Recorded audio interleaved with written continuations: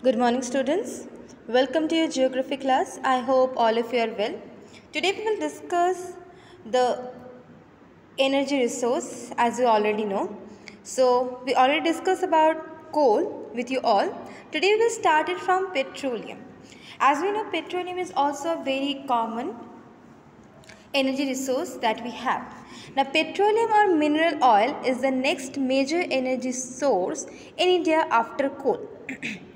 It provides fuel for heat and lighting, lubricants for machinery, and raw materials for a number of manufacturing industries. Yes, we as well as like coal, we also very much fortunate that we have petroleum. Okay.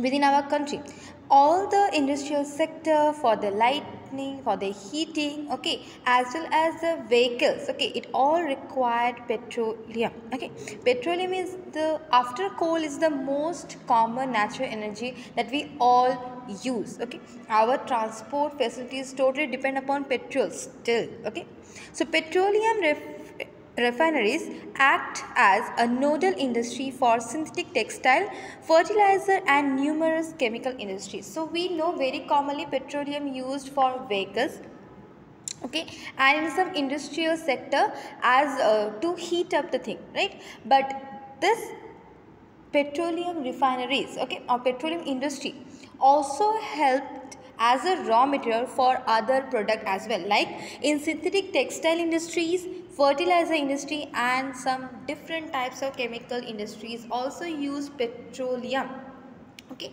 or the product that is coming from petroleum. So petroleum is a having a versatility to use. Now, most of the petroleum occurrence in India are associated with the anticlines and fault traps in the rock formation of the tertiary age. So as we have seen, a coal formed in Gondwana land age, but the petroleum that is available within our country, that is basically tertiary age petroleum, which is like a 55 million years age. Okay, so petroleum also occurs in the fault area and the anticlines, okay, due to plate movement again. Okay, the way coal form due to pressure and due to heat, the same way petroleum also form due to the compression of living organism, okay, in between faults, in between plates, and in between anticlines. But the thing is that coal and petroleum is different. Now coal is hard, okay, but petroleum is a very liquidous thing. This is a difference between coal and petroleum. Now the region of folding and anticlines or domes, it occurs where oil is trapped in the crest of the uphold area. So in fault, in anticline area, trap area, we have the petroleum and it is just above the asthenosphere. Okay, so the oil bearing layers is a porous limestone. So automatically when we are going to collect the petroleum or the petroleum, the area that having petroleum, automatically it has porous rocks, which means it almost having sedimentary rocks, because igneous rocks are non-porous. So the areas where we have the petroleum, it is basically the sedimentary rock region. Okay, now the oil is prevented from rising or sinking by the inventing non-porous layers. Okay, so the layers of porous and non-porous we have. So oil we have in the porous layer, but we next then we have the non-porous layer. So petroleum does not go inside of the core of the earth. So it is easy that one layer of non-porous rocks, one layer of porous rocks we have. So it is easy to get the petroleum from there. Okay. Now the next is that the petroleum is also found in fault traps between the porous and non-porous rocks. Gas being lighter usually occurs above the oil. So we have a natural gas as well from the above layer of petroleum. Now about 63% of India's petroleum production is from Mumbai High. So Mumbai High is the largest producer of petroleum in India. But 18% from getting it from Gujarat and 16% from Assam. So Mumbai High is the largest producer of petroleum in our country, which is 63%. Then we have of course Gujarat as well as Assam. So from the map, look, we have the map. If you see Here as you can see Mumbai High, then we have here in Gujarat and here in Assam. These are some places of India where we have the petroleum. So Ankaleshwar is the most important field in Gujarat. Okay, now in Maharashtra, Mumbai High is the largest producer. In Gujarat, Ankaleshwar, this is the most important oil field, okay, in Gujarat. And Assam is the oldest oil field that we have in our country, okay. Digboy, Naharkatia, Moran, Hurjan are the important oil fields in the state. So Digboy is the oldest petroleum field that we have in our country. Okay, it belongs to Assam. But not only Digboy, we also have Naharkatia and Moran Hurja region. Okay. Next we have the natural gas. So natural gas is the important clean energy resource found in association with or without petroleum. Just we discussed that above layer of the petroleum is naturally formed a gas which we call natural gas, but natural gas also formed without the petroleum. Okay, it is used as a source of energy as well as industrial raw material in the petrochemical industry. As we know, petrochemical industry required this type of gaseous thing. Okay, so industries use as a raw material. You have seen the CNG vehicles as well. So petrochemical industry also use natural gas in a large quantity. So natural gas is considered an environment friendly fuel because low carbon dioxide emits. There the fuel in the present century. So as you know, now each one of us trying to help the environment, right? We all want that that nature should have its free space. Okay, so natural gas is also considered a very environmental friendly thing because the amount of carbon dioxide produced by natural gas is compared to petrol and coal is very less. Okay, so therefore fuel industry use a lot of natural gas. As you have seen now at present century, we have CNG, Toto, autos and all. Okay, so large reservoirs of natural gas has been discovered in Krishna Godavari basin. Okay, so in between Krishna Godavari basin we have the large reservoir of natural gas.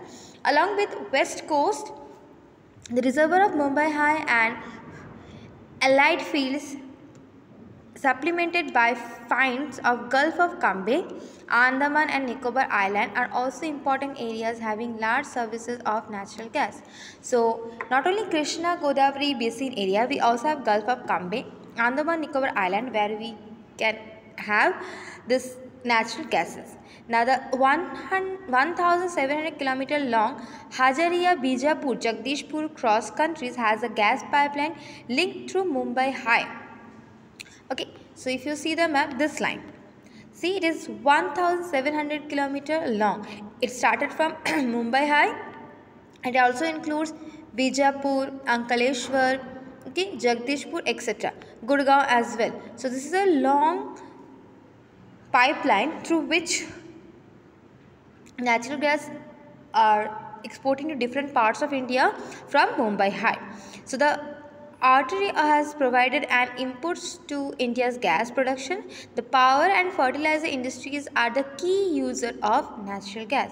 So who are the one? Those who use this natural gas mostly. Now it is fertilizer industry. Okay, power and fertilizer industry. Now the use of compressed natural gas or CNG. Okay, CNG full form is compressed natural gas for the vehicles to replace liquid fuels is gaining wide popularity in our country. So day by day when we are trying to use more eco-friendly product, okay, we are trying to save our world and we want to produce less amount of carbon dioxide. So we are using this type of alternatives instead of using coal and petroleum. So yes, most of the vehicles nowadays, if you see, they are using CNG because it is more eco-friendly. So now we will talk about the next energy resource. As you can see, it is electricity. So electricity has such a wide range of application in today's world that its per capita consumption is considered as an index of development. Yes. Now each part of the world having electricity. It can be hydroelectricity, it can be thermal electricity, no matter what electricity they are having. But electricity is nowadays is the index of development, because without the electricity, industrial sector can't work, domestic sector, commercial sector, we nobody can work without the electricity. Nowadays electricity becoming a most important thing in our life. So yes, electricity is generating mainly two ways: by running water, which drives from the hydro turbines to generate hydroelectricity, and by burning fuels such as coal, petroleum and natural gas. So yeah, there is two way to generate electricity. First of all, by driving the hydro turbines to generate hydroelectricity, and next we can burn coal, petroleum and natural gas to get the heat, and from that we can get the thermal power. But as we know, having thermal power, having thermal electricity is not eco-friendly thing, right? So once generated, the electricity is exactly the same. Okay, now hydroelectricity is generated by fast flowing water. Okay, in our nearby we have DVC, Damodar River Valley Corporation, where we are generating the hydroelectricity, right? So hydroelectricity is generated by the fast flowing river, which is a renewable resource. Yes, definitely, river is a renewable resource, so we can produce electricity from these rivers, fast flowing rivers constantly, which is a renewable resource. India has a number of multiple purpose projects like Bhakra Nangal, Damodar Valley, Kopli Hydel project, etc., producing hydroelectricity power. So there are numerous river projects that we have, or multi-purpose projects we have, through which we are creating electricity. These type of multi-purpose projects we also use for irrigation system as well. Okay, for different reason we are using it.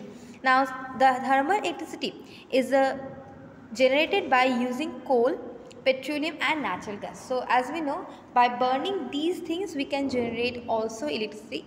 The thermal power stations use non-renewable fossil fuels for generating electricity.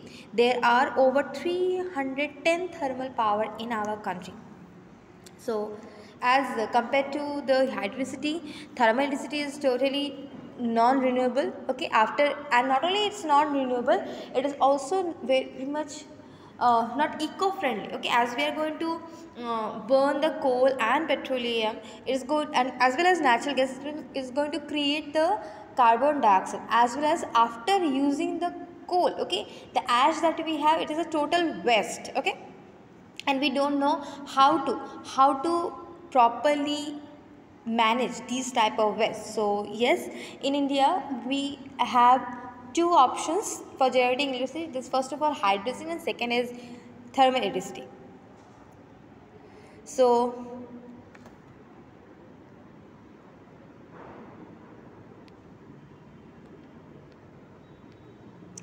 next we have nuclear or atomic energy obtained by the alternating structure of atoms. When the alteration is made,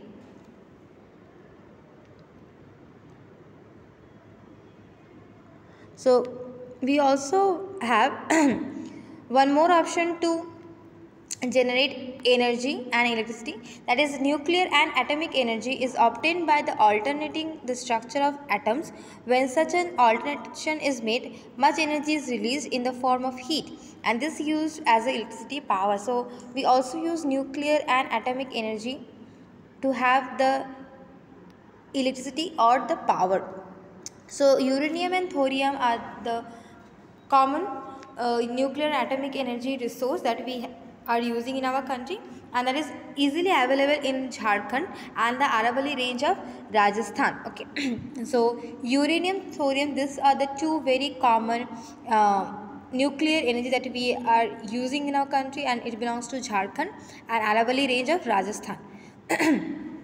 So the monazite sands of Kerala also is having thorium. So there is a sand which we can found in Kerala specifically. We call it monazite sand. That is also very much useful, because in this sand we can easily get the thorium. So we have hydroelectricity, which is very common. Then we have thermal electricity, and next we have a nuclear or atomic energy. There are very specific regions of India like Jharkhand, Rajasthan and Kerala, through which we can get this type of energy. Okay. So now we'll come to non-conventional source of energy. As we know, non-conventional source of energy is very uncommon. Okay, we are not using these type of energy usually, but yes, all these are very eco-friendly, as we are now shifting towards the eco-friendly product, eco-friendly energy, eco-friendly resources we are searching for. So now we all are trying to have this type of energy which is going to help us as well as it will help the environment. So first of all, we'll discuss about the solar energy. So India is a tropical country. Definitely it has an enormous possibility of tapping solar energy. Photovoltaic technology converts the sunlight directly into electricity. So how we are have, yes, of course, the whole part of the world is having almost some amount of sunlight, but how we can transfer this sunlight into energy? Now, through photovoltaic technology we can convert the sunlight directly into electricity. Okay, you have seen solar panels and all. So solar energy is fast becoming popular in rural and remote areas. As we know, in rural areas people are not able to invest a huge amount of money for hydroelectricity, or sometimes they, in some rural areas it is not possible to have a fast flowing river, or they are not able to have the thermal energy. Okay, so instead of using thermal energy, atomic energy and hydroelectricity, we can easily have the investment, one time investment for solar panels, and it is slowly becoming very popular in rural side of India. The largest solar plant of India is located at Madhapur.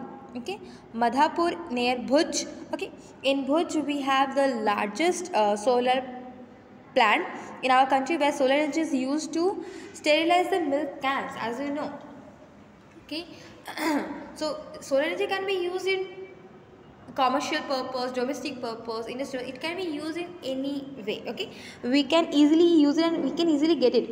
And the largest solar panel that we have in our country, that is in Madhapur near Bhuj, and the purpose of using this one is to sterilize the milk cans.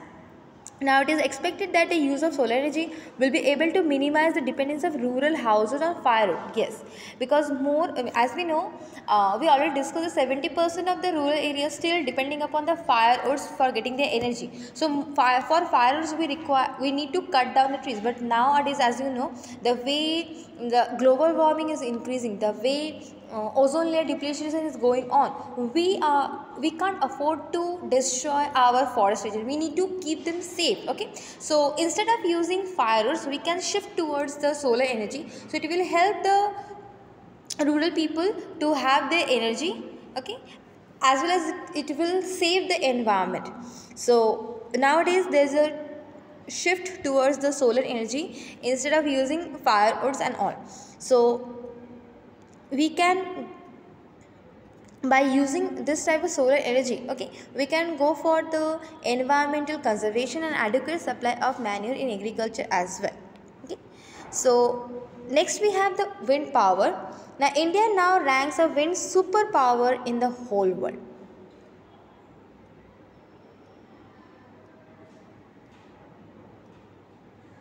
So yes, India is now ranking the wind superpower in the world, and largest wind farm cluster is located near Tamil Nadu from Nagarkul to Madurai. As we know, for having a wind superpower, okay, we require to have, or wind energy, we need to have a area where we don't have any obstacles, right? We don't have any natural and human made obstacles. So it is the largest wind farm cluster or wind power plant we have in Tamil Nadu from Nagarkoli to Madurai, which is a long one.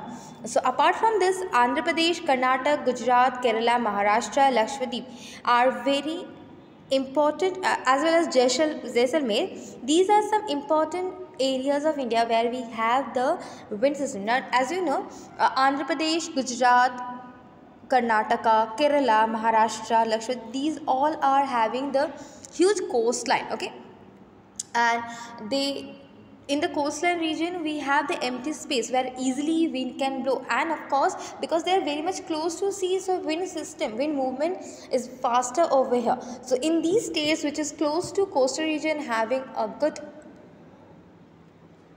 region, a good environment to have wind power, and we can easily use it because the way we are generating the electricity from thermal power plant or from hydroelectricity, same type of electricity or same powerful energy we also can produce from wind as well as from solar energy. And all these energies, okay, non-conventional energies are very much eco-friendly, and we can save, we can conserve the environment. Okay, we always are talking about the conservation of environment, so how we can conserve it? By using these type of energy instead of using coal and petroleum. Next we have the biogas. Now subs, farm waste, animal and human waste are used to produce biogas for domestic consumption in rural areas. As you know, biogas is a very famous thing in rural areas because by using the waste from houses and from animals, okay, we can easily create the biogas. And decomposition of organic matter yields gas which has higher thermal efficiency in comparison to cow dung, charcoal and all. So biogas plants are set up at municipal, cooperative and individual levels. The plants using cattle dung are known as gobar gas plant in rural areas. Okay, yes, in rural areas of India we can easily get the animal or cow their dung, so it is easy to reuse the waste, and from the reusing the waste they can easily create or they can easily generate the energy, and this energy they can use in their agriculture purpose or for their domestic purpose. Okay, there is no rule and regulation that you can't use it here, you can't use it there. So the energy resource that more we will create from this waste. So first there is two things. First of all, we reuse the waste.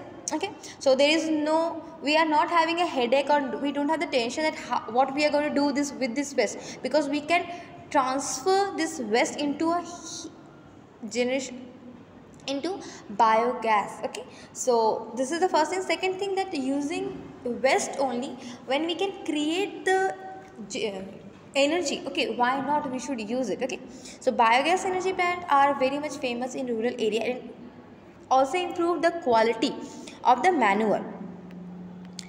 Next we have the tidal energy. Yes, tidal energy is a specific thing, and tidal energy only possible to have in the coastal regions, okay, because they are getting it, but still it is usable, and definitely it is very, is having the characteristics that is eco-friendly. Now oceanic tides can be used to generate electricity. Flood age dams are built across the inlets. During high tides follows into the inlet and gets trapped when gate is closed. Okay, so how we are generating tidal energy? Now during high tide water flows into the inlets, okay, and gets trapped when the gates are closed. So what we are doing, we are holding, okay, we are creating an obstacle for the energy, tidal energy, and we are creating, okay, we are using that heavy high tides water flow and we are converting into the energy. So after the tide falls outside the floodgate, the water retained by the floodgate flows back to the sea via pipe that carries it through a power generating turbine. So when the tide enters, okay, when the tide enters through the floodgate, we are going to capture it, okay, and slowly when tides are going to back, it will go through a pipe. In that pipeline circle, what we have a turbine, okay, so when it's going back, it will generate the electricity or the power through the turbines. Okay, so that's how we are creating the tidal energy, by using the lock gates and by using the turbines. Okay, so in India, the Gulf of Kutch provides an ideal condition of utilizing tidal energy. So in Gulf of Kutch, okay, as you know, in India we have 15,200 kilometer long, okay, the landmass, and we have 7,560 kilometer long coastline. Out of that, only Gulf of Kutch is having the condition proper utilization of idle energy. A 900 MW megawatt, 900 megawatt tidal energy power plant is set up here by the National Hydropower Corporation. Okay, so National Hydropower Corporation already started the using tidal energy in Gulf of Kutch. Okay, the last we have is geothermal energy. Geothermal energy is also refers to the heat and electricity produced by using the heat from the interior of the earth. Okay, so it is also heat or energy coming from the inside of the earth, from the core of the earth. Okay, and geothermal energy exists because the earth grows progressively hotter with increasing depth. Where geothermal gradient is high, high temperature are found shallow depths. Groundwater in such areas absorb the heat from the rocks and becomes hot. Okay, so yes, in some particular region we have the heat of the earth coming from the depth of the core, and the groundwater of that area is absorbing the heat and becoming hot. Okay, so that heat, okay, that heat from the water when rises, okay, and it turns into steam. Okay, when the heat of the water after sometimes it will turn into steam, and the steam used to in a turbine to drive the turbine, the steam used to drive the turbine and generating the electricity. So it's not that directly heat we are getting from the core of the earth. No, the heat of the earth there is a particular region where we have that kind of depth through which heats are coming outside. So the groundwater level of that area is becoming hot, and when it's going to rise up the heat, the water is going to become the steam. So the steam we are going to use for to drive the turbines, and through this process we can generate the electricity. So there are several hundred of hot springs. We call it basically hot springs. Okay, nearby our locality in Bokreshwar we also have this hot spring. So the hot spring in India, which could be used to generate electricity, two experimental projects has been set up in India to harness geothermal energy. One is located in Parvati Valley near the Manikaram in Himachal Pradesh. Okay, there's in Himachal Pradesh, and other located in Punga Valley in Ladakh. So there are two places in India. Now still geothermal energy is in process, we are going on. Still we don't know how much electricity we can get it from here, but we are working on this process. We are trying to develop the technology. So Parvati Valley near Manikaran in Himachal Pradesh and Punga Valley in Ladakh, these two places in India where we started geothermal energy, okay, from the hot spring. Now the last topic that we have is conservation of energy. Yes, conservation of energy resources is a requirement for the economic development. Every sector of the national economy, agriculture, industry, transport, commercial, domestic, each and every sector, okay, required to have energy.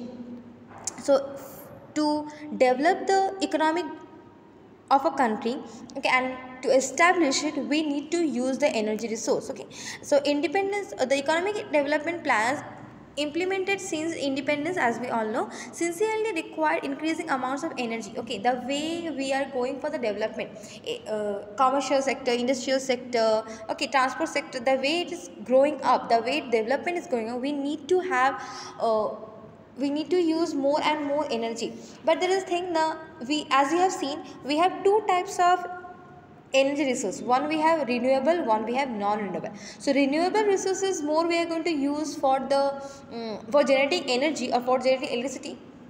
It, first of all, after sometimes we are not going to have that again because it is totally limited, it is non-renewable, we can't produce it, we can't grow it again.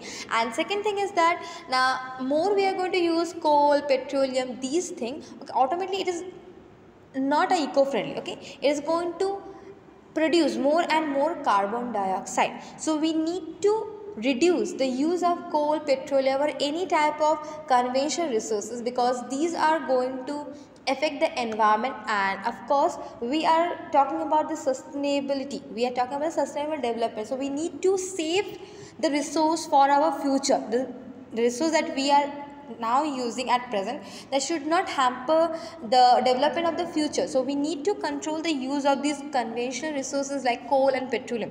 More we should invest on non-conventional resources, because these are very much easily available: solar energy, wind energy, okay, This is very much easily available. Second thing is that all these are non-conventional resources, are very much eco-friendly. They are not going to generate any type of carbon dioxide. So within one use we can benefits our lifestyle as well as the environment. So more we need to invest ourselves on solar energy, wind energy, tidal energy, geothermal energy, because all these together will help to improve the environment. Okay, hopefully this video helps you to understand today's topic. Thank you students, thank you for joining today's class.